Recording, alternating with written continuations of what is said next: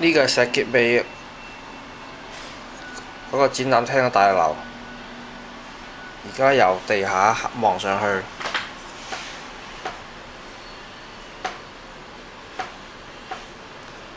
因為啲雀仔呢太過輕啦，掛唔到上去。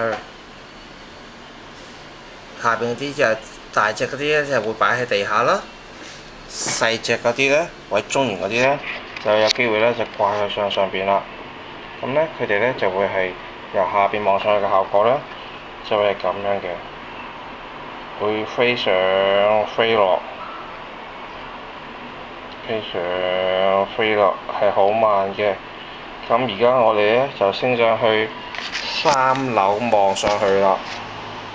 所以係啦，咁就係會有一個好簡單，依家話俾你聽一個道理，點樣要係想全群雀仔一次過喐，慢慢咁喐，成本好低嘅啫。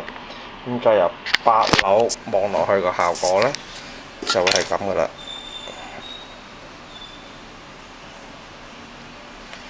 全部喐嘅嘢呢，只係有一個摩打掕住一條巴，咁控制晒全部會喐嘅東西。因為咁做法之後呢，嗰啲雀仔呢就唔可以太過重，就唔可以落加鋼膠。咁鋼膠呢，就喺之後先加上去。